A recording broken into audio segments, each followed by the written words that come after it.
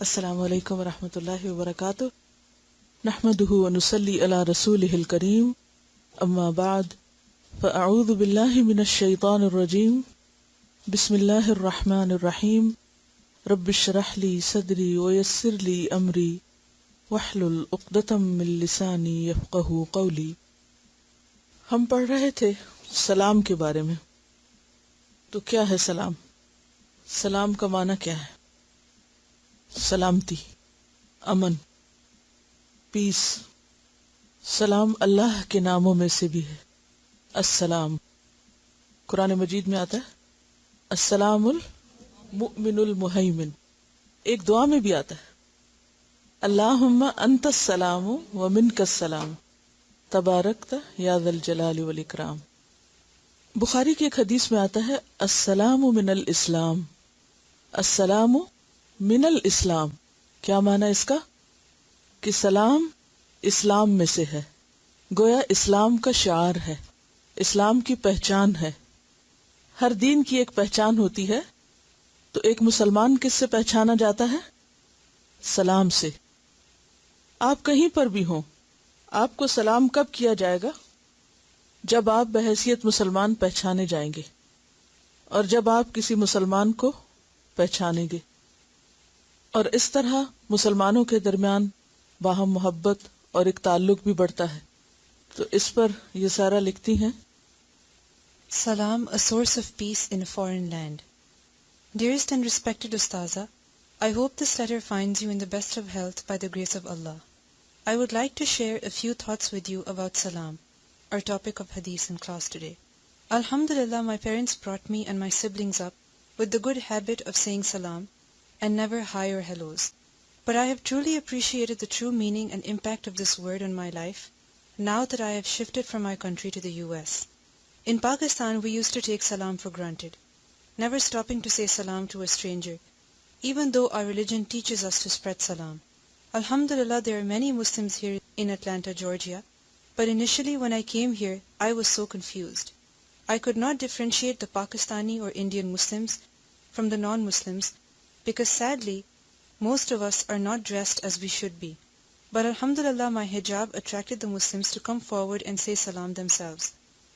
Not only is salam a dua for peace, but it also gives you inner peace and tranquility because it makes you realize that you are safe and in peace from the other person, that he or she is a Muslim brother or sister, one who understands you and cares for you. There are so many instances of me and my husband being stopped by people to say salam because they recognized us by his beard and my hijab. At a big outlet store, the parking lot guard, a black man, came forward and said, Assalamu alaikum akhi. We were so pleased to meet him. Another day we were walking to our house from the grocery store when a Muslim sister stopped her car, said salam and offered us a ride. Another time a man stuck his head out of a Papa John's delivery car and said salam. Peace all over. Initially we were so sad to move away from our people, our country. But alhamdulillah, our deen made it so much easier for us to settle down in a strange country. All these incidences and many more which I have not mentioned as it will make this too long also made me realize that my hijab is a symbol of peace which the media has distorted to make it a symbol of fear and hatred. So many Muslims approached us because of my wearing a hijab, and alhamdulillah, I have met so many Muslim people whom otherwise I would not have met. I truly appreciate today how much salam means to me, how much peace it gives me to see my fellow Muslims when they come out with open hearts and outstretched hands in a strange land to embrace us with Assalamu alaikum wa rahmatullahi wa barakatuhu. Yusaira. So instant connection, اور خاص طور پر ایک ایسی جگہ جہاں ہر طرف آپ کو اجنبیت محسوس ہو رہی ہو، تو یکایک سلام اس اجنبیت کے ماحول میں کیا پیدا کر دیتا ہے؟ سکون، پیس، ایک سکون کا احساس، اور خوف دور ہو جاتا ہے. فاصلے ایک دم سمٹ جاتے ہیں، دوریاں ختم ہو جاتی ہیں. تو السلام من الاسلام، سلام اسلام کا حصہ ہے، اسلام کی نمائندگی ہے، اسلام کا سمبل ہے. قرآن مجید میں اللہ سبحانہ و تعالیٰ نے جنت کے راستے کو بھی کیا قرار دیا؟ سبل السلام، المائدہ 16. اور خود جنت کیا ہے؟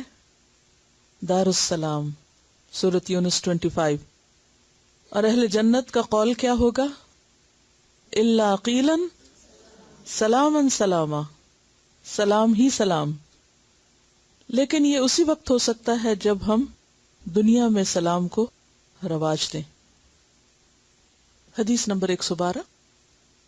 عن ابی ہریرہ رضی اللہ عنہ یقول قال رسول اللہ صلی اللہ علیہ وسلم یسلم الراکب علی الماشی والماشی علی القاعد والقلیل علی الکثیر. رواہ البخاری کتاب الاستئذان.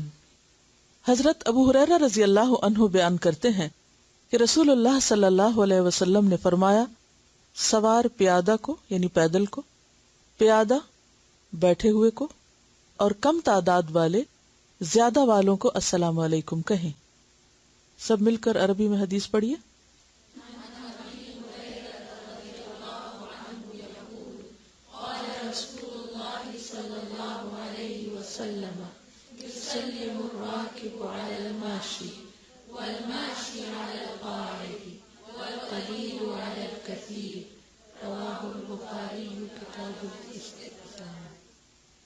لفظی ترجمہ. ان ابی ہریرہ، ابو ہریرہ رضی اللہ عنہ سے روایت ہے، یقول کہتے ہیں، قال فرمایا رسول اللہ صلی اللہ علیہ وسلم، نبی صلی اللہ علیہ وسلم نے، یسلم الراکب سلام کرے گا سوار، علی الماشی پیدل چلنے والے پر، مشا یمشی سے، والماشی اور پیدل چلنے والا، علی القاعدی بیٹھنے والے پر، والقلیل اور تھوڑے لوگ، علی الکثیری زیادہ پر. یہاں بھی پچھلی حدیث کی طرح سلام کرنے کا قاعدہ بتایا جا رہا ہے، اور اس حدیث میں مزید ایک چیز کا اضافہ ہے، اور وہ سواری کا بھی، یعنی سوار کے بارے میں بھی حکم دیا جا رہا ہے کہ سوار پیدل کو اور پیدل بیٹھے ہوئے کو، اور کم تعداد والے زیادہ والوں کو.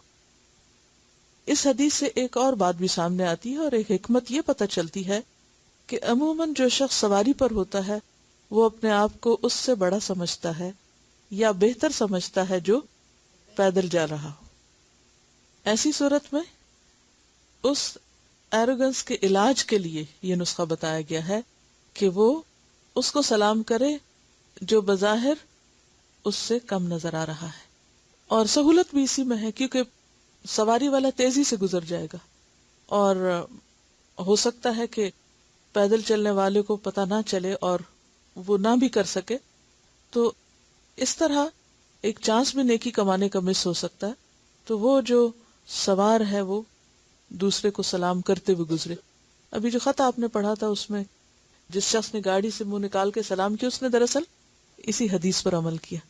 یعنی بعض اوقات حیرت ہوتی ہے نا، اپنے کام سے جا رہے ہو، جاؤ، نہیں، کام بھی کر رہے ہیں اور اسلام کے حکم پر عمل بھی کر رہے ہیں. obviously آپ ایسی جگہ سے اگر گزر رہے ہیں جہاں گاڑی سلو کر کے سلام کرنے میں سہولت ہو تو ہی کیا جا سکتا ہے. اس کا یہ مطلب نہیں کہ ہائی وے پہ آپ گاڑی روک کر آپ سلام کرنا شروع کر دیں. اور پھر سواریاں بھی ہر طرح کی ہوتی. بعض اوقات آپ صرف سائیکل پر ہوتے ہیں، بعض اوقات آپ کسی گھوڑے پہ ہو سکتے ہیں، کسی گدھے پہ ہو سکتے ہیں، کسی اونٹ پہ ہو سکتے ہیں، اور آپ ایک ٹینک پہ بھی بیٹھے ہو سکتے ہیں، کہیں بھی بیٹھے ہو.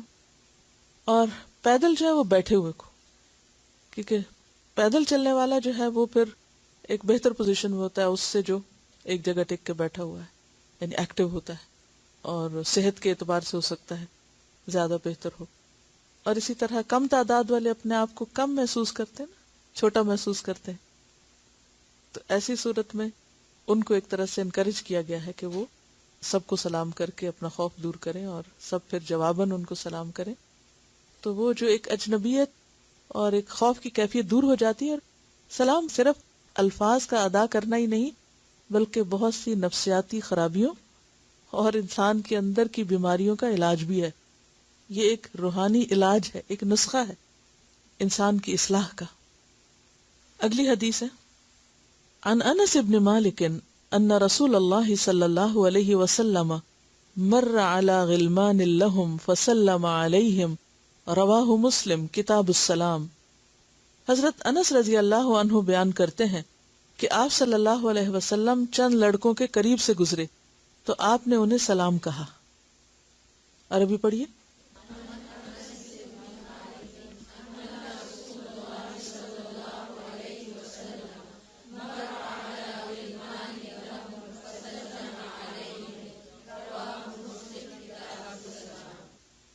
لفظی ترجمہ ان انس بن مالک، انس بن مالک رضی اللہ عنہ سے روایت ہے، ان رسول اللہ صلی اللہ علیہ وسلم، بے شک رسول اللہ صلی اللہ علیہ وسلم، مرہ گزرے، مرہ یا مر سے اوپر جو حدیث میں مار کا لفظ گزرا ہے وہ بھی اسی روٹ سے ہے. مرہ گزرے اور اس کا مصدر کیا ہے؟ مرور. علی غلمان، غلام کی جمع، بچوں پر، لڑکوں پر، لہم ان کے، غلمان لہم یعنی کہ جس قبیلے کے پاس سے گزرے ان کے بچوں کو سلام کیا. فسلم علیہم، تو آپ نے ان پر سلام کیا.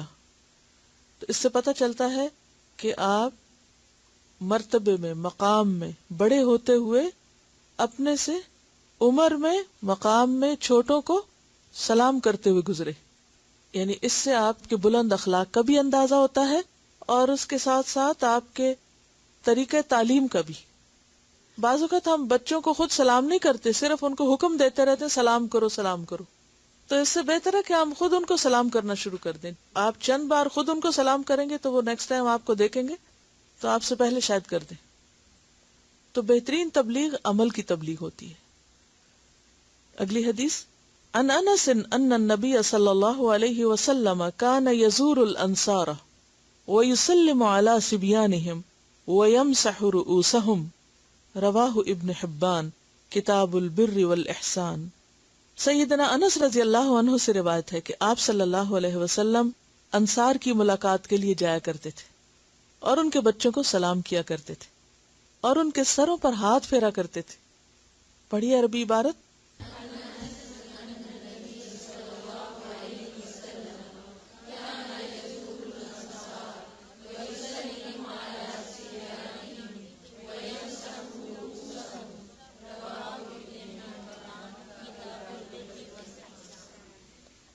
ان انس، انس رضی اللہ عنہ سے روایت ہے، ان النبی، بے شک نبی صلی اللہ علیہ وسلم، کانا تھے، یزور زیارت کرتے یعنی ملاقات کرتے. زیارت عربی میں ملاقات کے لیے آتا ہے. الانصار، انصار کی، خود جاتے ان کے پاس. ہمارے ہاں عام طور پر ایک محاورہ مشہور ہے، پیاسا کنویں کے پاس آتا ہے، کنواں پیاسے کے پاس نہیں جاتا. ایسے محاورے ہم کو بہت کلک کرتے ہیں اور بہت ہم ان کو اپریشیٹ کرتے ہیں اور پھر ان کو اتنا جنرلائز کر دیتے ہیں کہ بہت مواقع پر ہم خیر سے رک جاتے ہیں یہ سوچ کر کے نہیں اگر کسی کو ضرورت ہے ہماری تو خود ہی آ جائے ہمارے پاس. نہیں، ہمارے لیے بہترین چیز نبی صلی اللہ علیہ وسلم کا اسوہ حسنہ ہے. لوگ بھی ان کے پاس آتے تھے اور آپ خود بھی لوگوں کے پاس چلے جایا کرتے تھے. اس سے کسی کی شان کم نہیں ہوتی. مثلا درس و تدریس کے لیے، عام ملاقات کے لیے کبھی لوگ آپ کے پاس آ جائیں اور کبھی خود آپ چلے جائیں. نبی صلی اللہ علیہ وسلم انصار سے بہت محبت کرتے تھے، ان کا احترام کرتے، خود ان کی ملاقات کے لیے جاتے اور ان کے بچوں کو سلام کرتے اور ان کے سروں پہ ہاتھ پھیرتے. وَيُسَلِّمُ عَلَى صِبْيَانِهِمْ، سبھی کی جمع ہے صبیان.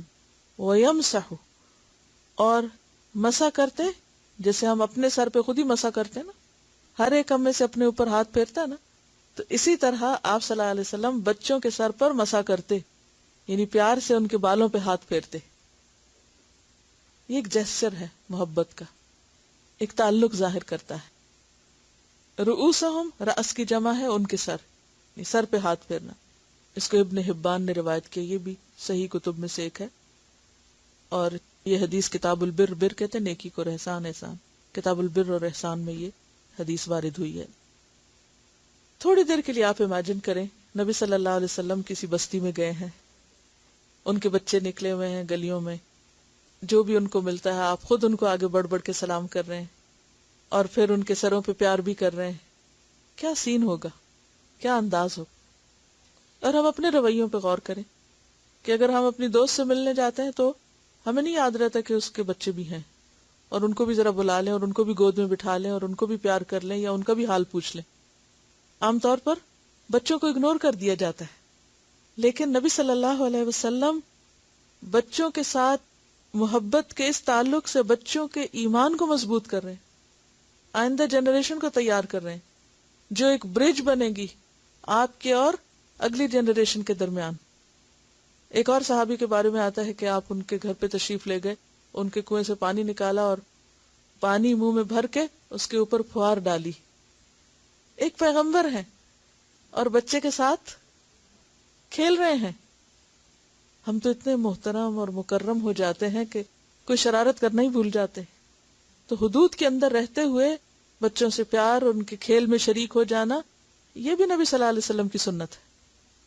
آپ کا کوئی کام حد سے باہر نہیں ہوتا تھا، کسی غلط چیز میں شریک نہیں ہوتے تھے، لیکن حدود کے اندر رہتے ہوئے لوگ بھی آپ کی کمپنی میں ریلیکس ہوتے اور آپ بھی ان کو ریلیکس کرتے.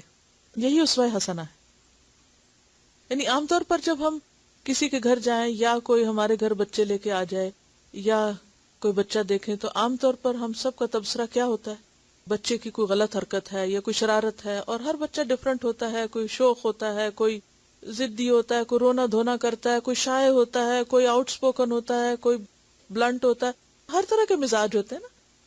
اس میں تربیت کا اثر بھی ہوتا ہے اور اللہ نے ہر مزاج مختلف بنائے. ایک گھر کے 4 بچوں میں بھی فرق ہوگا، ہر ایک بچہ اپنی مرضی من کا ہوگا. آپ اپنی تربیت کرتے رہتے ہیں لیکن پھر وہ وہی نکلتے ہیں جو ان کے بیسک کیریکٹر بھی ایک ہوتا ہے نا. اللہ نے ہر انسان کو مختلف بنایا. تو اس میں پھر عموماً یا تو ہم اتنے حد سے باہر نکل جاتے ہیں کہ بچوں کے گال کھینچنے لگتے ہیں، ان کے کان کھینچنے لگتے ہیں، ان کو کس کر کر کے ان کے منہ خراب کر دیتے ہیں، ان کو اتنا بھینچتے ہیں کہ دم گھٹنے لگتا ہے ان کا، یا پرواہ نہیں کہ کوئی گزرا ہے یا آیا ہے یا نہیں.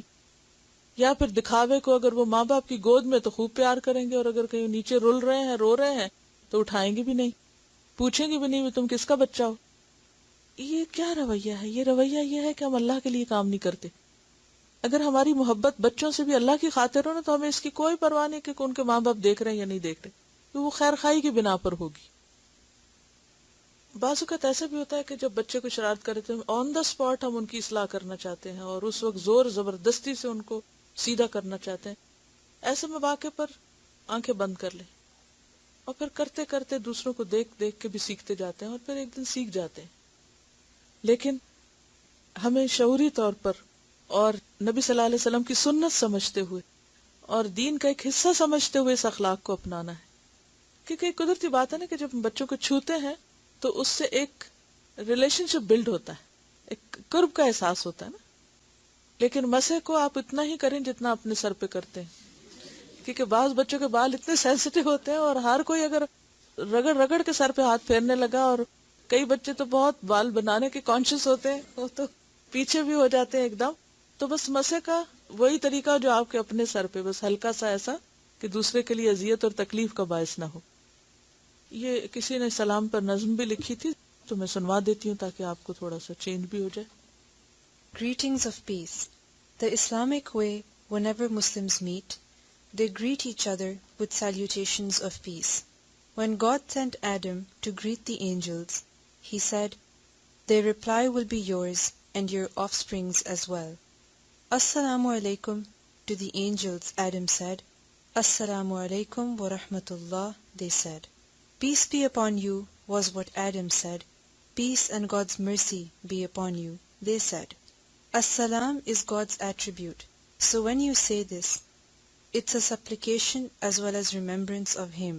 It's also a pact, the simple exchange. We'll steer clear of causing each other any pain. O brother of mine, you'll be safe from me. No harm from my hand or tongue will there be.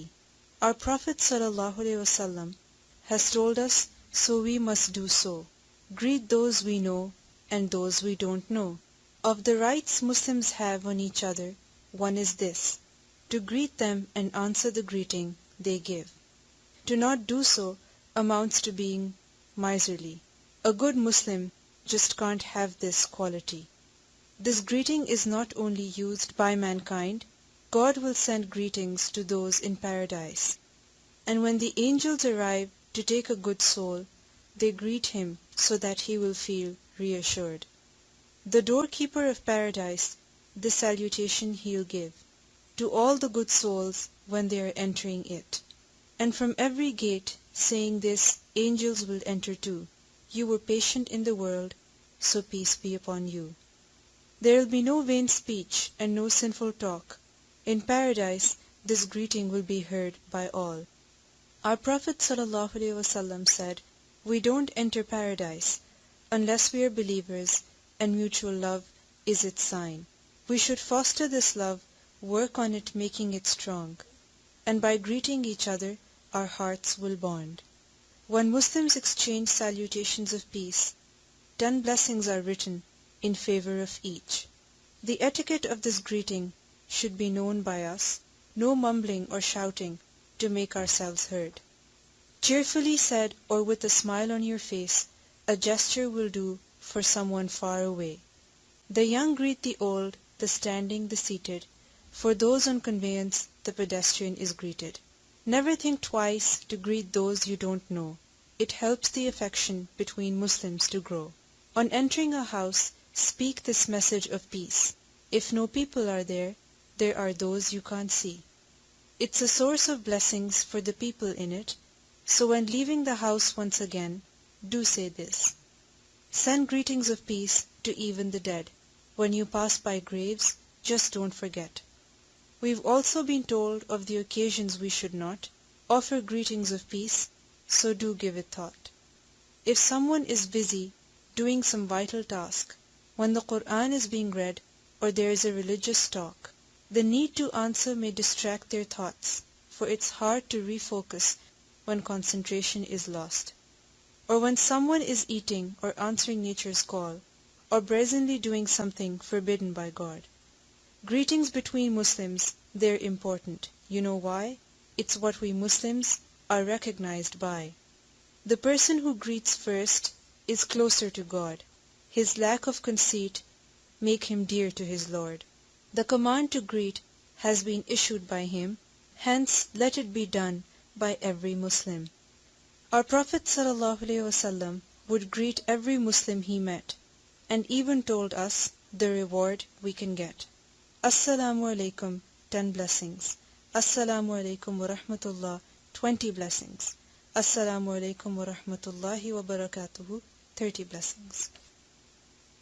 حدیث number 115 عن انس بن مالک قال یا رسول اللہ اینحنی بعضنا لبعض قال لا قلنا ایعانک بعضنا بعضا قال لا ولكن تصافحوا رواہ ابن ماجہ کتاب الادب. سیدنا انس بن مالک رضی اللہ عنہ سے روایت ہے کہ انہوں نے کہا اے اللہ کے رسول صلی اللہ علیہ وسلم کیا ہم میں سے بعض کو جھک کر ملے؟ آپ صلی اللہ علیہ وسلم نے فرمایا نہیں. ہم نے کہا کیا ہم میں سے بعض کو گلے ملا کرے؟ آپ نے فرمایا نہیں بلکہ مصافحہ کیا کرو. لفظی ترجمہ عن انس بن مالک، انس بن مالک رضی اللہ عنہ سے روایت ہے، قال کہا یا رسول اللہ اے اللہ کے رسول صلی اللہ علیہ وسلم، اینحنی کیا جھکا کرے؟ انحنا ہوتا ہے مڑنا، خط منحنی ہوتا ہے مڑا ہوا خط، یعنی دوسرے کے سامنے جھک جانا، بینڈ ہونا. اینحنی کیا بینڈ ہو، جھکے، بعضنا لبعض ہم میں سے بعض کے لیے، یعنی آپس میں. قال لا فرمایا نہیں. قلنا ہم نے کہا ایعانق کیا معانقہ کرے؟ معانقہ کا لفظ عنق سے ہے، اور عنق کہتے ہیں گردن کو، یعنی گردن سے گردن ملائے. بعضنا ہم میں سے بعضاً بعض کو. قال فرمایا لا نہیں. ولیکن لیکن تصافحوا ایک دوسرے سے ہاتھ ملاؤ. تصافح کا لفظ جو ہے صفحن سے ہے. صفح کہتے ہیں ہاتھ کے اندر کا حصہ، ہتھیلی، یعنی ہینڈ شیک کرنا مراد ہے، کیونکہ جب دو لوگ ہینڈ شیک کرتے ہیں تو دونوں کے جو ہاتھ کے اندرونی حصے وہ باہم ٹکراتے ہیں. اسی سے لفظ پھر صفحہ نکلا ہے پیج کے معنوں میں، کیونکہ جسم میں سب سے زیادہ ملائم اور اسموتھ حصہ کون سا ہے اسکن کا؟ ہاتھ کا اندرونی حصہ. تو صفحہ جس پہ تحریر لکھنی ہوتی ہے وہ بھی کیسا ہونا چاہیے؟ ملائم، تاکہ اس کے اوپر قلم چل سکے. یہ صرف یاد رکھنے کے لیے کہ مصافحہ کہاں سے نکلا ہے. عربی عبارت پڑھیے.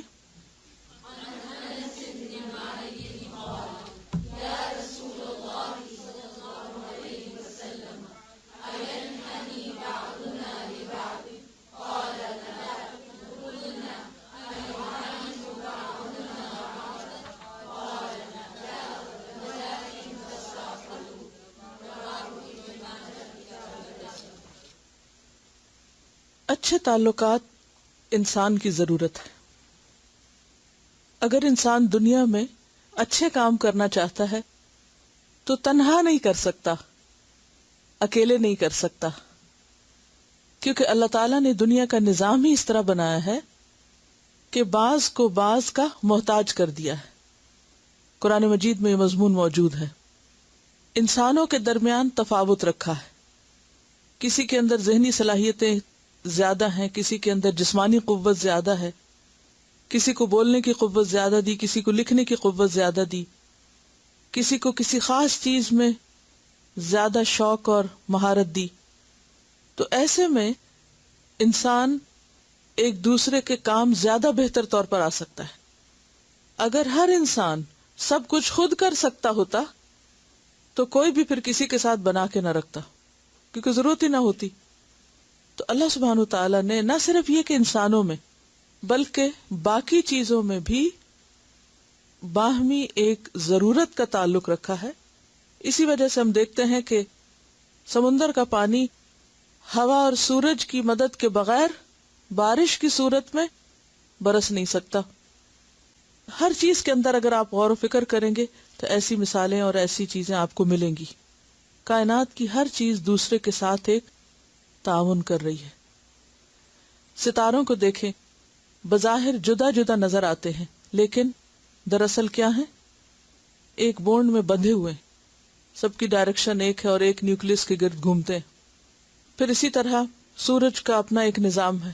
سورج دیکھنے میں کیا ہے؟ تنہا، لیکن وہ تنہا نہیں ہے بلکہ پورا ایک نظام شمسی ہے اور اس کے کئی سیارے ہیں. اور پھر اسی طرح مختلف پودوں کو آپ دیکھیے، ایک پتا الگ سے کوئی چیز نہیں ہے. ایک پتا کب سروائیو کرتا ہے اور اس کا حسن کب ہوتا ہے؟ جب وہ پورے درخت کے اندر اپنے ایک مقام پر ہوتا ہے. اسی طرح پھول کو آپ دیکھیے، اس کی کلیاں اپنی جگہ پر ہوتی، کوئی بڑی ہوتی کوئی چھوٹی ہوتی ہے، اور وہ چھوٹا بڑا ہونا مل کر اس کو ایک حسن بخشتا ہے. اسی طرح ہمارے جسم کے اعضاء بھی الگ الگ کام نہیں کرتے. اگر کسی بھی عضو کو الگ نکال کے آپ رکھ دیں تو کیا ہوگا؟ وہ کام نہیں کر سکے گا. ان سب کو ایک چیز جوڑے ہوئے ہے اور وہ ہے ہمارا دل، جو خون فراہم کرتا ہے اور پھر سب کو زندگی ملتی ہے. اسی طرح دوسری چیزوں میں بھی.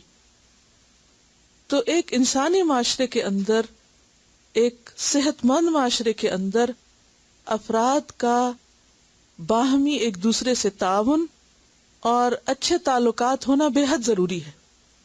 جس طرح ذہن، دماغ اور باقی اعضاء کی کوآرڈینیشن ضروری ہے. آپ نے دیکھا ہوگا دماغ جو برین جو ہے وہ پیغام بھیجتا ہے باقی اعضاء کو اور پھر وہ کام کر رہے ہوتے ہیں اور ایک دوسرے کے ساتھ کوآرڈینیٹ کرتے. اگر یہ کوآرڈینیٹ نہ کرے تو نہ ہم کھا سکیں نہ ہم چل سکیں. اگر ہمارے دو پاؤں ہی باہم کوآرڈینیٹ نہ کرے اور باری باری نہ اٹھے تو کیا نتیجہ ہوگا؟ دھڑام سے گریں گے. اسی طرح باقی تمام چیز، بولنے کے عمل کو آپ دیکھیے، سننے کے عمل کو دیکھیے، دیکھنے کے عمل کو دیکھیے، ساری چیزیں، ہمارا جسم خود ایک نشانی ہے، کائنات ہمارے سامنے نشانی. اس میں ہمارے لیے سبق یہ ہے کہ ہم سب بھی کسی خاص کام اور مقصد کے لیے خصوصی طور پر، اور وہ اللہ نے ہمیں بتا دیا ہے، انڈیویجولز کا بھی کہ عبادت ہے اور امت مسلمہ کا بھی کہ انبیاء کی وارث ہے اور اس میسج کو آگے دوسرے انسانوں تک لے کر جانا ہے. اور اسی طرح دنیاوی کام جو خالصتاً دنیا کے کام ہے، کوئی فیکٹری چلانا ہے، کوئی کارخانہ لگانا ہے، کوئی بزنس چلانا ہے، ان سب کے لیے کوئی ایک شخص کافی نہیں ہوتا. کیا ضروری ہوتا ہے؟ ٹیم چاہیے ہوتی ہے. اور ٹیم ورک کے لیے باہمی کوآرڈینیشن اور باہمی اچھے تعلقات چاہیے ہوتے ہیں. بعض اوقات انسان مجبوراً کسی جگہ کام کرتا ہے، مثلا آپ کو روزگار کی ضرورت ہے، آپ کہیں پر کوئی جاب کر لیتے ہیں، آپ اپنی مجبوری کے تحت اس ٹیم میں شامل ہو جاتے ہیں. مجبوری کے تحت آپ کو بنا کر رکھنی پڑتی، کیونکہ اگر آپ نہیں بنائیں گے تو کیا ہوگا؟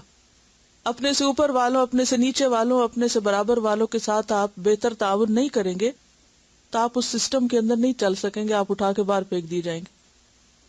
اسی طرح دین کے کام کے لیے یا ایک خاندانی زندگی کے لیے کیا ضروری ہے؟ باہمی تعلقات کی درستگی.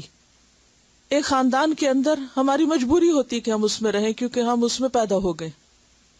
ہم جتنی بھی کوشش کریں کہ اس سے کٹ کے اپنی دنیا الگ بنا لیں، بہرحال وہ کوئی صحت مندانہ طرز زندگی نہیں ہوتا، اس کے اپنے کئی نقصانات ہوتے. بعض بچے ایسے کرتے ہیں نا کہ جو ناراض ہو کے گھر چھوڑ کے چلے جاتے ہیں اور وہ مسائل کا حل یہ سمجھتے کہ شاید ہم اپنی الگ انڈیپینڈنٹ انڈیویجول لائف گزاریں گے تو شاید ہم اپنی منمانی کر کے زیادہ خوش رہ سکیں گے. لیکن آپ نے ان کا انجام دیکھا ہوگا کہ وہ ایک مسئلے کے حل کے بعد اپنے لیے بے شمار مسائل کھڑے کرتے ہیں، کیونکہ وہ جو ایک خاندان کی بونڈنگ اور ایک محبت اور ایک دوسرے کا تعاون اور انسانی ضرورت جو ہوتی ہے، ایک دوسرے سے جو روحانی اور جو جذباتی ضروریات ہماری ایک دوسرے سے پوری ہوتی ہیں، ان سے انسان محروم ہو جاتا ہے. تو اس لیے اکٹھے رہنا، ایک معاشرے کو تشکیل دینا، خاندان کو تشکیل دینا، کسی ادارے میں مل جل کے کام کرنا، کسی اسکول میں، کسی فیکٹری میں، کہیں پر بھی، یہ انسانی ضرورت ہے. اور اس کی ترقی کے لیے بے حد ضروری ہے کہ انسانوں کے آپس کے تعلقات اچھے ہوں، چاہے وہ چھوٹا یونٹ ہو یا پھر بڑا ہو. باہمی تعلقات اچھے رکھنے کے لیے اسلام نے ہمیں بے حد خوبصورت چیز دے دی ہے، اور وہ ہے سلام، جو بہت ہی آسان اور سستا نسخہ ہے. وہ جنت میں لے جانے والا بھی ہے اور اس کے ساتھ ساتھ دنیا کو بھی جنت بنانے والا ہے. لیکن بعض مواقع پر سلام سے زیادہ مزید بھی کچھ چیزیں ضروری ہوتی ہیں جو انسانی تعلقات کو مزید پختہ کرتی ہیں. اگر آپ یوں سمجھیں کہ سلام اور اچھے الفاظ کی ادائیگی سب کے لیے ہے، تو پھر جو جتنا قریب ہو اس کے ساتھ اتنا اور بھی مزید قریبی تعلق ضروری ہے.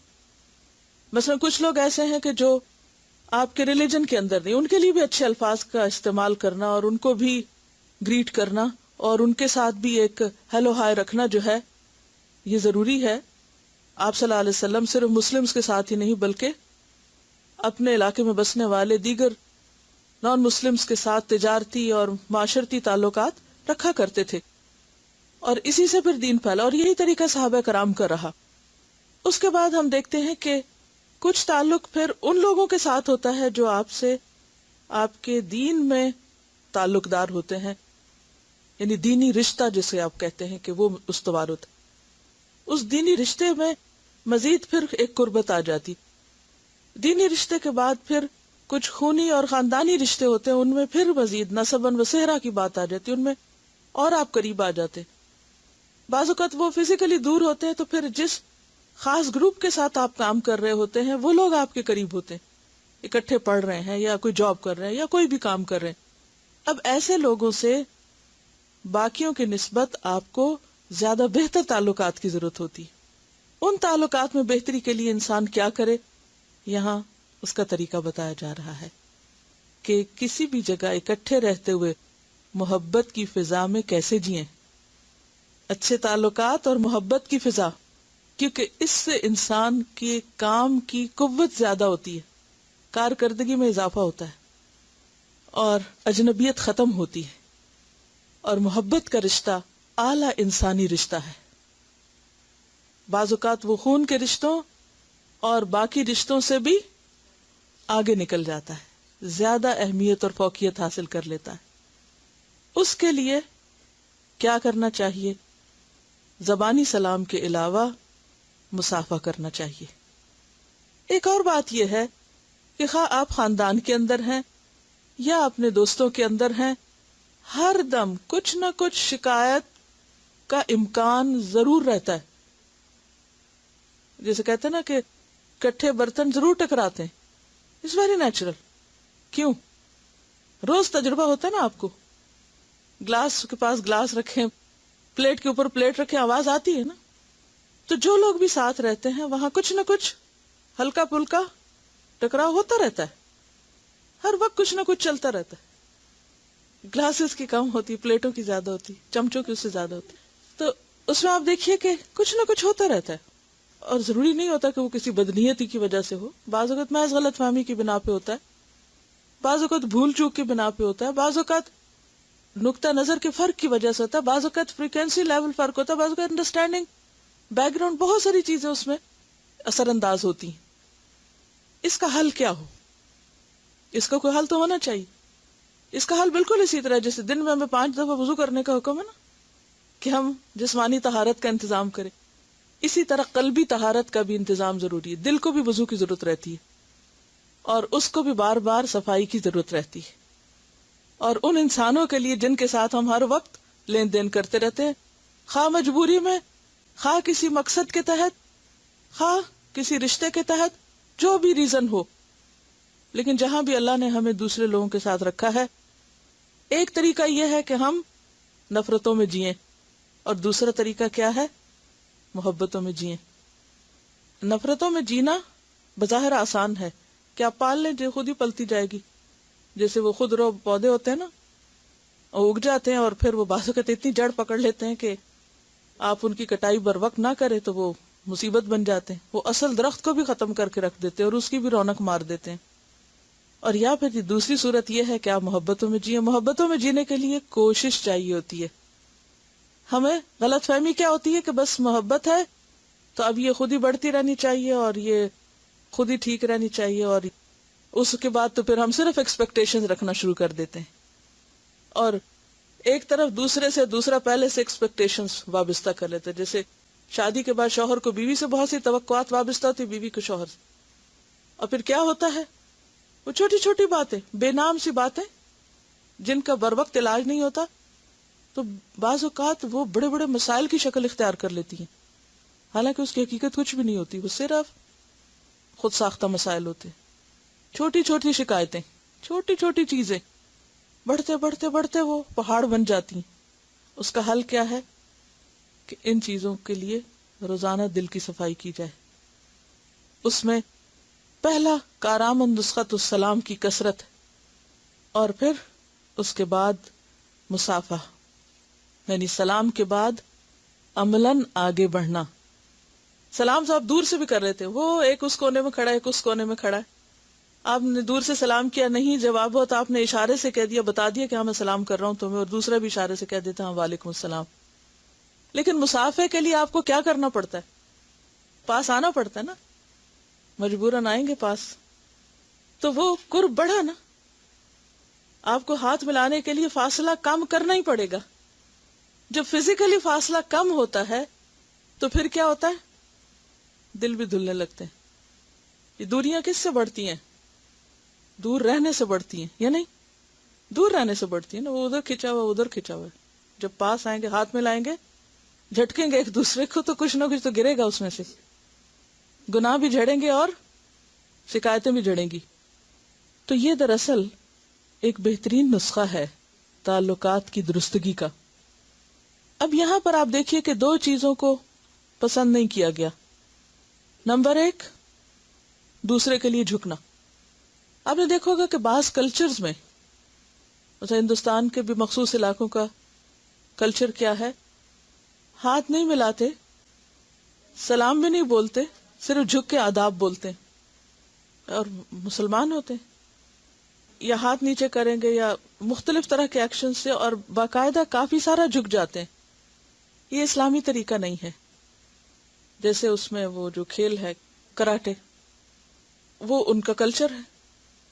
تو اس میں آپ دیکھیے کہ نبی صلی اللہ علیہ وسلم نے اسے پسند نہیں کیا، اور باقاعدہ منع کیا کہ ایسا نہیں کیا جائے گا، ایسا مت کرو. اور مسلمانوں کے علاوہ دیگر اقوام میں بھی ایسی چیزیں موجود ہیں.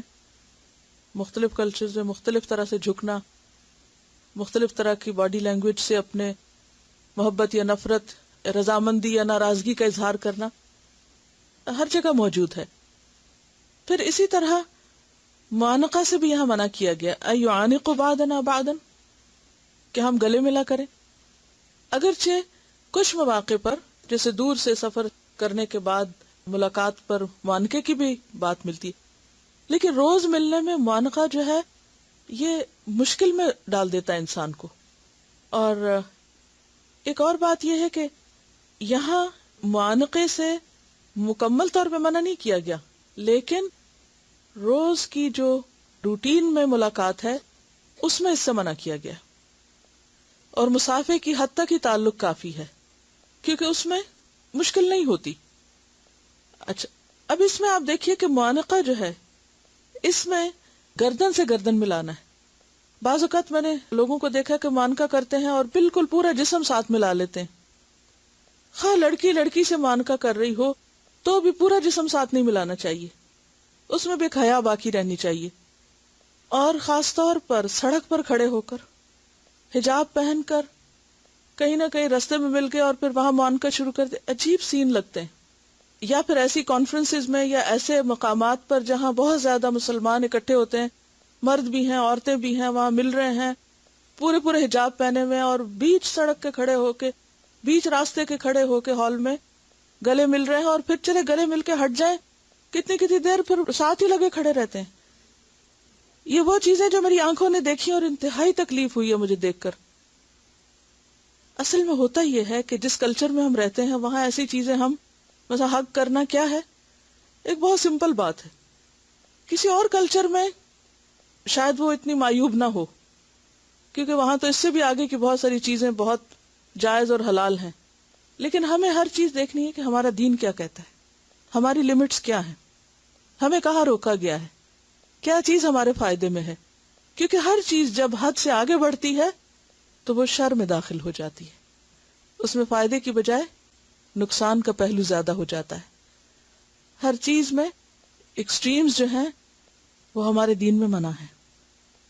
اب مثلا روز آپ یہاں مل رہے ہیں، روز گلے ملنے کی کیا ضرورت ہے؟ آپ خلاف سنت کام کر رہے ہیں. اگر آپ روز گلے مل رہے ہیں تو خلاف سنت کام ہے، کیونکہ نبی صلی اللہ علیہ وسلم نے اس کو ریکمینڈ نہیں کیا. ٹھیک ہے آپ سفر سے آئے ہیں، کئی دن کے بعد ملے ہیں، تو اس وقت ایک اور چیز ہے، اس کا ذکر کہیں اور آپ کو ملے گا. لیکن روزانہ روٹین میں کیا ہے؟ مسافہ. اور مسافے میں بھی ایک لمٹ ہونی چاہیے نا. اگرچہ اس میں حکم کیا ہے کہ جب تک دوسرا نہیں چھوڑتا تھا تو نبی صلی اللہ علیہ وسلم نہیں چھوڑتے تھے، لیکن دوسروں کو خود خیال کر دینا چاہیے نا کہ مسافے کی ایک لمٹ ہے نا، کہ دوسرے کا کام رکا کے ہم اس کا قلم چھڑا کے، اس کا کام چھڑا کے ہم اس کا ہاتھ پکڑ کے کھڑے ہو جائیں اور ہم محبت کا اظہار کرتے رہے اور اس کا بیڑا غرق کر دیں. وہ جو 10 اور لوگوں کو فائدہ پہنچانے کے لیے کچھ کر رہا ہے اس میں ہم رکاوٹ ڈال کے کہیں کہ ہم بہت نیکی کا کام کر رہے ہیں. تو ہر چیز اپنی لمٹ میں، سنت کے مطابق ہی ہر عمل خوبصورت ہے. اس سے آگے بڑھنا بھی بدصورتی ہے اور اس سے پیچھے رہنا بھی بد اخلاقی ہے. نہ تو انسان لیے دیے رہے کہ کوئی ہاتھ میں لانے لگے تو ہم بس پنجہ آگے کر دیں، اور وہ بھی بازو کھول کے نہیں، وہ بھی اپنے پاس ہی رکھیں کہ کوئی اور آگے بڑھے اور وہ پکڑ لے تھوڑا سا ہاتھ تو ٹھیک ہے. نہیں، ہاتھ دیتے ہوئے بھی ڈرتے ہیں بعض لوگ. یہ دوسری انتہا ہے. اور ایک یہ ہے کہ اگلے کا ہاتھ میں روڑ کے رکھ دیں، یہ دوسری انتہا ہے. تو ہر چیز میں کیا ہے، امور کی جو خوبصورتی ہے اور بہتری ہے وہ اس کا درمیانہ پن ہے، اعتدال ہے. اعتدال زندگی کو خوبصورت بناتا ہے. اعتدال پر مبنی تعلقات ہمیشہ قائم رہتے ہیں. تعلقات میں ایکسٹریمز جو ہیں وہ تعلقات کو باقی نہیں رہنے دیتی، کیونکہ ایکسٹریم انسانی فطرت کے خلاف ہے. ایکسٹریمزم باقی نہیں رہ سکتا، اعتدال باقی رہتا ہے. اور ہم تو ہیں ہی امت وسط. وَكَذَلِكَ جَعَلْنَاكُمْ أُمَّةً وَسَطًا لِتَكُونُوا شُهَدَاءَ عَلَى النَّاسِ. دیکھیے جو چیزیں کلچر کا حصہ ہے نا، ضروری نہیں کہ وہ دین کا حصہ ہو. ٹھیک ہے ہم مختلف لوگوں کی اچھی چیزیں لے سکتے ہیں، لیکن کوئی بھی ایسی چیز کہ جو پھر ہمارے اصل مقصد میں خلل ڈال دے اور ہمیں زیادہ اہم چیزوں سے ہٹا دے، وہ پھر نقصان دہ ہو جاتی. لیکن جھکنا ہر حال میں منع ہے، کیونکہ وہ پھر سجدے اور انسانوں کے لیے جھکنا جو ہے وہ درست نہیں ہے. تھوڑے بہت کندھے کا جھکانا، عاجزی کا اظہار، اس میں کوئی حرج نہیں، کیونکہ قرآن کیا کہتا ہے، خاص طور پر اپنے سے عمر میں جو بڑے ہیں ان کے عزت اور احترام کے لیے والدین کے لیے کیا کرو، وَاخْفِضْ لَهُمَا جَنَاحَ الذُّلِّ، تو اس میں پوسچر میں اگر تھوڑا سا جھکاؤ ہو وہ ایک مختلف چیز ہے، اور ایک رکوع کی حد تک جھک جانا اور پھر نہ منہ سے سلام نہ ہاتھ سے مصافحہ اور صرف جھک جھک کے آداب کہنا، یہ درست نہیں۔ انہوں نے ایک خاندان کو دیکھا کہ جس میں بچے والدین کے پاؤں کو ہاتھ لگاتے ہیں، اور نہ صرف یہ کہ اپنے بچے بلکہ اگر بہو آئی ہے شادی کے بعد تو اس کو بھی لگانا ہے، اور پھر سسر کے بھی اور ساس کے بھی اور معلوم نہیں اور کس کس کے، اور اگر نہیں تو پھر وہ اس میں شمار ہوتا ہے، بے ادبی میں یا بے احترامی میں، تو یہ بھی سنت میں نہیں ہے۔ اگلی حدیث دیکھتے ہیں۔ عن البراء قال قال رسول اللہ صلی اللہ علیہ وسلم ما من مسلمین یلتقیان فیتصافحان الا غفر لهما قبل ان یفترقا، رواہ ابی داود کتاب الادب۔ سیدنا البراء رضی اللہ عنہ سے روایت ہے کہ رسول اللہ صلی اللہ علیہ وسلم نے فرمایا، جو دو مسلمان باہم ملاقات کریں اور مصافحہ کریں تو قبل اس کے کہ وہ جدا ہوں ان کو بخش دیا جاتا ہے۔ کس قدر خوبصورت بات ہے۔ لفظی ترجمہ، ان البراء، براء رضی اللہ عنہ سے روایت ہے، قال کہا، قال رسول اللہ، فرمایا رسول اللہ صلی اللہ علیہ وسلم نے، ما نہیں من مسلمین، دو مسلمانوں میں سے کوئی، یلتقیان، وہ دونوں ملاقات کرتے ہیں۔ اب تسنیہ کے صیغے سمجھ آ رہے ہیں، مسلمین اور یلتقیان، فیتصافحان، پھر وہ دونوں آپس میں مصافحہ کرتے ہیں، الا غفر لہما، مگر یہ کہ بخش دیا جاتا ہے ان دونوں کو، قبل اس سے پہلے، ان یفترقا، کہ وہ دونوں جدا ہوں، الگ الگ ہوں۔ افتراق کہتے ہیں جدائی کو، الگ ہونے کو، فارا قاف سے فرق۔ عربی پڑھیے۔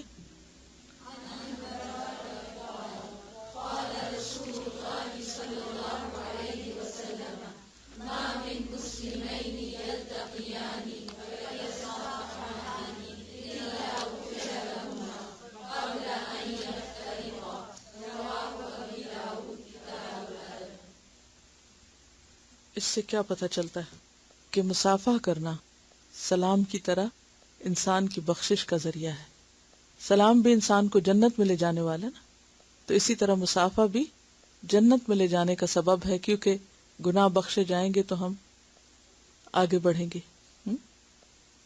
اور یہاں یہ بھی فرمایا کہ کوئی بھی دو مسلمان، یعنی کوئی خاص نشاندہی نہیں کی کہ دو نیک مسلمان آپس میں ملے یا دو بد مسلمان ملے، کوئی بھی دو مسلمان، ما من مسلمین، جو بھی دو ملے، یلتقیانی، تو ملاقات کے وقت مصافحہ کریں۔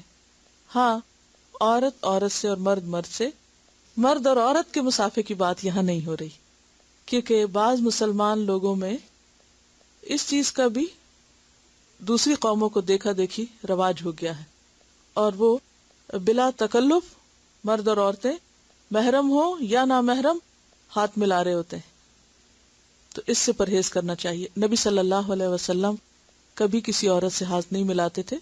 بیعت کے موقع پر بھی آپ عورتوں سے براہ راست ہاتھ پہ ہاتھ رکھ کے نہیں، زبانی بیعت کیا کرتے تھے۔ اور پھر آپ دیکھیے کہ بخشش کا وعدہ الگ الگ ہونے سے پہلے ہی، یعنی اسی وقت دیر اینڈ دین بخشش کر دی جاتی ہے۔ اب دیکھیے کہ بخشش کے کئی ذریعے نا، بخشش حاصل کرنے کے یا گناہوں کی معافی کے، اور یہ اتنا خوبصورت اور اتنا زبردست اجر کیوں بتایا گیا؟ کیونکہ بظاہر یہ کام آسان نظر آتا ہے، لیکن جہاں شکایت ہو جائے وہاں مشکل بھی ہوتا ہے، وہاں آگے بڑھنا اور پھر قریب آنا اور پھر واقعی اللہ کی خاطر مصافحہ کرنا مشکل ہوا کرتا ہے۔ اس کا بخشش سے اس لیے بھی تعلق ہے کہ ظاہر ہے کہ اگر دلوں میں بدگمانی ہے، دوری ہے، تو وہ گناہوں میں اضافے کا ہی سبب ہے نا، اور دل صاف ہے تو صرف دل کا صاف ہونا ہی نیکی میں اضافے کا ذریعہ بن جاتا ہے۔ تو جب الگ ہو کر کسی بدگمانی یا ناراضگی، شکایت کی وجہ سے کوئی گناہ کمایا، تو جب واپس پلٹے تو کیا ہوگا؟ جیسے توبہ کر لی اور بخشش ہو گئی۔ اللہ سبحانہ وتعالیٰ نے کوئی ایسی چیز نہیں چھوڑی کہ جو ہماری ضرورت ہو اور فائدہ بھی ہمیں پہنچائے اور اس کے ساتھ ہمارے لیے اجر اور بشارت اور بخشش اور اس کے وعدے بھی کیے. یعنی ایک طرف دنیا کا فائدہ، اگر ہمارے تعلقات اچھے ہوں گے اپنے گھر والوں سے، اپنے دوستوں سے، تو ہمارا ہی فائدہ نا، ہم خوش رہیں گے اور اس خوشی کی فضا میں بہتر کام کر سکیں گے. اور صرف دنیاوی فائدہ نہیں بلکہ اس کے ساتھ ساتھ آخرت کا فائدہ بھی. پھر آپ دیکھ رہے ہیں کہ ان ساری چیزوں کو کس طرح ایمان اور اصل سے جوڑ دیا گیا نا. بظاہر یہ معاملات ہیں لیکن پھر اصل روٹ پہ جا کے بات بنتی ہے. ایک بات یہ ہے کہ سلام میں براہ راست خود سلام کرنا، ٹیلی فون پہ سلام کرنا، اور اسی طرح خط شروع کرنے سے پہلے سلام لکھنا، اور پھر کسی کے ذریعے سلام پہنچوانا، یہ بھی اجر و ثواب کا باعث ہے. مثلا اللہ سبحانہ وتعالی نے حضرت خدیجہ کو سلام بھجوایا تھا، جبریل نے حضرت عائشہ کو نبی صلی اللہ علیہ وسلم کے ذریعے سلام بھیجا. اس کے بارے میں حدیث آتی ہے، حضرت عائشہ کہتی ہیں کہ نبی صلی اللہ علیہ وسلم نے مجھ سے فرمایا، عائشہ جبریل علیہ السلام تم کو سلام کہہ رہے ہیں. میں نے کہا وعلیکم السلام ورحمۃ اللہ وبرکاتہ. بخاری اور مسلم. کیا کیفیت ہوئی ہوگی ان کی. اور مرتے وقت تو فرشتے آ کے اہل ایمان کو سلام کریں گی نا. جب روح نکالتے ہیں آ کے پہلے سلام کرتے ہیں. سلام کرتے انسان کتنا مانوس ہو جاتا ہے. اب دیکھیے کہ اچانک کوئی آپ کے گھر میں گھس آئے تو اس وقت خوف سے کیا کیفیت ہوگی، اور ایک شخص نوک کر کے سلام کر کے اندر آئے. تو بالکل اسی طرح نیک لوگوں کے پاس جب فرشتے آئیں گے تو سلام کر کے ہاتھ ڈالیں گے، تو وہ ایک طرح سے مانوس بھی ہو جائیں گے نا. میں جب کبھی یہ تصور کرتی ہوں نا، کبھی رات کو لیٹے ہوئے آنکھ کھلتی ہے تو میں سوچتی ہوں کہ اگر اس وقت فرشتہ اندر آ جائے تو کیا حال ہو، کیا کیفیت ہو. صرف فرشتے کا دیکھنا، اور یہ ہم سب نے دیکھنا ہے نا موت کے فرشتے کو، صرف فرشتے کا دیکھنا اور اس کا نظر آ جانا ایک بالکل انوکھا تجربہ ہوگا. یعنی ایک ایسا وجود ہمارے سامنے آ جائے کہ جو پہلے چند لمحے پہلے تھا نہیں. اور اگر وہ اچانک آتا بھی ہے تو آ کے اگر سلام کرتا ہے تو انسان ریلیکس ہو جاتا ہے، اور اگر وہ سلام کے بغیر ہی ڈانٹ ڈپٹ کے کام شروع کرتا ہے تو بالکل ایک دوسری کیفیت ہے نا. تو یہ فرشتوں کا سلام بھیجنا، اور پھر جنت میں بھی فرشتوں کا سلام کرنا، اور پھر حضرت آدم علیہ السلام کو آغاز میں، تو اس سے پتہ چلتا ہے کہ اللہ سبحانہ تعالیٰ کے نزدیک یہ چیز کس قدر پسندیدہ ہے، یعنی سلام کے کلچر کو فروغ دینا. اسی طرح بعض اوقات ایسا بھی ہوتا ہے کہ گھر میں جیسے گھر والے سو رہے ہیں، یا ہمیں پتہ ہے کہ ہم لیٹ جا رہے ہیں، اور اس وقت سب آرام کر رہے ہیں، دوپہر کا وقت ہے یا رات کا، یا ہر گھر کی ایک روٹین ہوتی ہے نا. جو لوگ رات کی جاب کرتے ہیں تو بعض اوقات وہ دن کو انہیں سونا ہوتا ہے. اب اگر گھر میں آ کر آپ زور زور سے ناک کرتے ہیں یا آپ سلام ایسے طرح کرتے ہیں کہ ان کی نیند خراب کرتے ہیں، تو اس سے بھی ہمیں بچنا چاہیے. اور کل جیسے بات ہوئی تھی کہ خالی گھر میں سلام کرنا، تو وہ سلام آتا ہے آپ کو کیا ہے؟ السلام علینا وعلی عباد اللہ الصالحین. ٹھیک ہے. حضرت مقداد فرماتے ہیں کہ ہم نبی صلی اللہ علیہ وسلم کے لیے کچھ دودھ رکھ لیا کرتے تھے. جب آپ کچھ رات گئے تشریف لاتے تو آپ اس طرح سلام کرتے کہ سونے والا جاگے نہیں اور جاگنے والا سن لے. پس نبی صلی اللہ علیہ وسلم تشریف لائے اور حسب معمول سلام کیا، یعنی موقع کی مناسبت سے آہستہ سلام، یا اتنا کہ دوسروں کو سن جائے. اسی طرح راستہ چلنے والوں کو. پھر بعض مواقع ایسے ہیں کہ جن میں سلام نہیں کرنا چاہیے، جیسے کوئی قضائے حاجت کے لیے بیٹھا ہے، یا اسی طرح اگر علمی مجلس ہے، کوئی پڑھانے والا پڑھا رہا ہے، یا کوئی ایسی دینی گفتگو ہو رہی یا آذان ہو رہی ہے، ایسے مواقع پر ہاتھ سے بھی اشارے سے سلام کیا جا سکتا ہے. پھر اسی طرح یہ ہے کہ بعض اوقات سلام صرف سلام کی حد تک نہیں ہوتا، ہم اس کے ساتھ کچھ اور چیزیں ملاتے. اچھا کیا حال ہے، خیر سے ہیں، خیریت ہے، سب ٹھیک ہے، فلاں کا کیا حال ہے، فلاں کا کیا حال ہے. اور پھر آغاز میں بہت لمبی گفتگو کر دیتے ہیں، پھر اختتام میں بھی ہم دوسروں کے لیے سلام بھیجنے میں ایک اور لمبی گفتگو کر دیتے ہیں. تو اس میں بھی اعتدال بہت ضروری ہے. بعض اوقات دوسروں کا وقت بہت قیمتی ہوتا ہے، اور موقع کی مناسبت سے حسب ضرورت مختصر گفتگو زیادہ مناسب ہے. خصوصاً جو اوورسیز کالز ہوتی ہیں ان میں اس چیز میں کافی مشکل پیش آتی ہے. اس کا کافی خیال رکھنا چاہیے.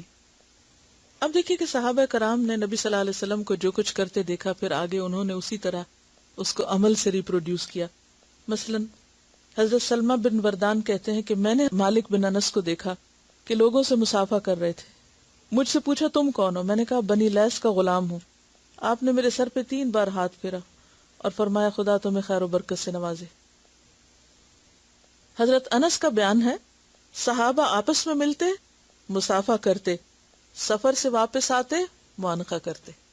تو اس سے بات واضح ہو جاتی.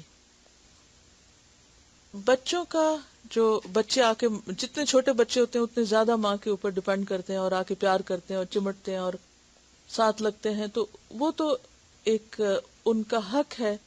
اور ایک ماں کا جو ایک فگر ہے اس کے ساتھ جو ان کا ایک ایموشنل ریلیشن شپ ہوتا ہے وہ اس کی وجہ سے ہوتا ہے. اور کہتے یہ ہیں کہ بچے خواہ بڑے بھی ہو جائیں، ان کو جسمانی طور پر چھونا اور ان کے سر پہ ہاتھ پھیرنا یا ان کو ٹیپ کرنا جو ہے وہ ان کے ایموشنل اپ برنگنگ میں بہت فائدہ مند ہے. کل کے لیے اہم ترین بات یہ کہ اپنی ریاض الصالحین والیوم 1 ساتھ لے کر آئیے، کیونکہ اس میں سلام کے بارے میں جو احادیث ہیں اس کتاب کے علاوہ اس میں چیزیں موجود ہیں، تو وہ میں انٹروڈیوس بھی کرانا چاہتی ہوں اس کو. ٹھیک ہے انشاءاللہ تعالی. سبحانک اللہم و بحمدک نشہد ان لا الہ الا انت نستغفرک و نتوب الیک. السلام علیکم و رحمۃ اللہ وبرکاتہ.